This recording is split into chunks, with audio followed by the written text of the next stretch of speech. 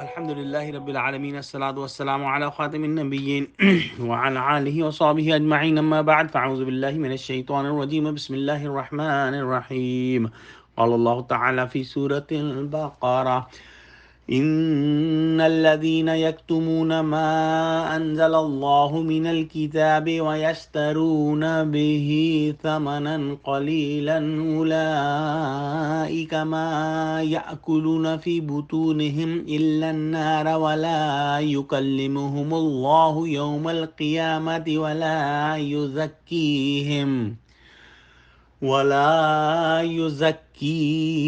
ولهم عذاب علیم۔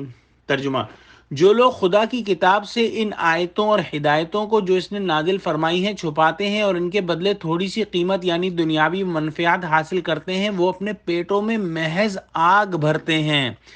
ایسے لوگوں سے خدا قیامت کے دن نہ کلام کرے گا اور نہ ان کو گناہوں سے پاک کرے گا، اور ان کے لیے دکھ دینے والا عذاب ہے۔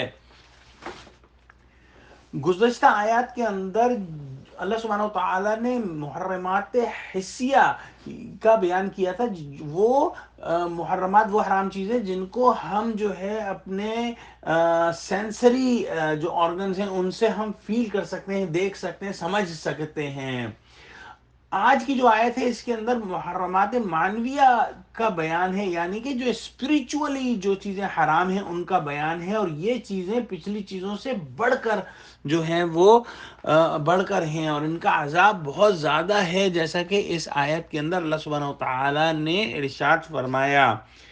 حضرت ابن عباس رضی اللہ تعالی عنہ سے نقل کیا گیا ہے کہ یہ آیت یہودیوں کے رؤساء اور علماء کے بارے میں نازل ہوئی، جو اپنے نیچے کے لوگوں سے ہدیے وصول کرتے تھے، اور وہ یہ امید باندھے ہوئے تھے کہ آخری نبی انہی میں سے ہوں گے۔ لیکن جب آخری نبی محمد صلی اللہ علیہ وآلہ وسلم کی بعثت ہوئی، جو ان کے قبائل میں سے نہیں تھے، تو ان کی صفات کو بدل دیا جو تورات میں لکھی ہوئی تھی، اور دوسری صفات بتا دی جو تورات میں نہیں تھی، تاکہ ان کے عوام نبی آخری زمان محمد صلی اللہ علیہ وآلہ وسلم پر ایمان نہ لائیں، اور ان کی اپنی ریاست باقی رہے، اور ان کی جو ہدیے ہیں اور رشوتیں ہیں وہ چلتی رہیں۔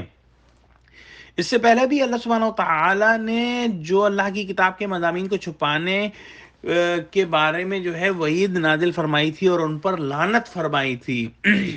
یہودیوں کے اندر یہ جو ان کے علماء تھے ان کے اندر یہ مرض بہت زیادہ تھا۔ دوبارہ اس مضمون کا اعادہ فرمایا اللہ سبحانہ تعالیٰ نے، اور ان کو توجہ دلائیے کہ حقیر دنیا کے حقیر مال کے لیے جو حرکتیں یہ کرتے ہیں، آخرت میں اس کا نتیجہ بہت برا ہوگا۔ یہ حرکتیں دوزخ میں لے جانے والی ہیں۔ جو لوگ ایسا کرتے ہیں وہ گویا اس دنیا میں کھانے پینے کی چیزوں سے پیٹ بھرتے ہیں اور مزے لیتے ہیں، لیکن در حقیقت یہ پیٹ بھرنا دوزخ کی آگ کے انگارے پیٹ میں ڈالنے اور اس سے پیٹ بھرنے کے مترادف ہے۔ یہ لوگ دنیاوی غذائیں نہیں کھا رہے ہیں بلکہ اپنے پیٹوں میں دوزخ کے انگارے ہی بھر رہے ہیں۔ ان پر اللہ تعالیٰ کا غصہ بہت زیادہ ہے۔ اللہ تعالیٰ قیامت کے دن ان سے مہربانی کے ساتھ بات بھی نہ فرمائے گا اور ان کو پاک بھی نہ کرے گا۔ دین فروش جو علماء ہیں، چاہے وہ یہود کے اندر ہوں اور چاہے آج کے مسلمان ہوں یا چاہے کوئی بھی ہو، جو دین فروشی کرے گا، اللہ سبحانہ وتعالیٰ کے جو احکام ہیں جو کتاب میں موجود ہیں ان کو چھپائے گا اور ان کے بدلے میں جو ہے دنیاوی منفعت حاصل کرے گا، اس کے لیے اس آیت کے اندر 4 سزائیں جو ہیں وہ بیان ہوئی ہیں۔ احکام الہیہ کے بدلے میں جو کچھ لے کر اپنے پیٹ بھرتے ہیں وہ انگارے بن جائیں گے۔ نمبر 2، اللہ تعالیٰ اپنے کلام محبت سے ان کو محروم کر دے گا، اور یہ بہت ہی بڑا نقصان ہے۔ نمبر 3، انہیں گناہوں کی غلاظت میں ہی پڑا رہنے دیا جائے گا اور ان کا تزکیہ نہ کیا جائے گا۔ جیسے کہ مسلمان اگر کوئی گناہگار ہے تو اس کو جہنم کے اندر جو ہے کچھ سزا دی جائے گی، اور اس کے بعد جب وہ پاک ہو جائے گا تو اس کو واپس جنت کے اندر لے آیا جائے گا۔ لیکن یہ معاملہ ان کفار کے ساتھ نہیں ہوگا، وہ وہیں پڑے رہیں گے۔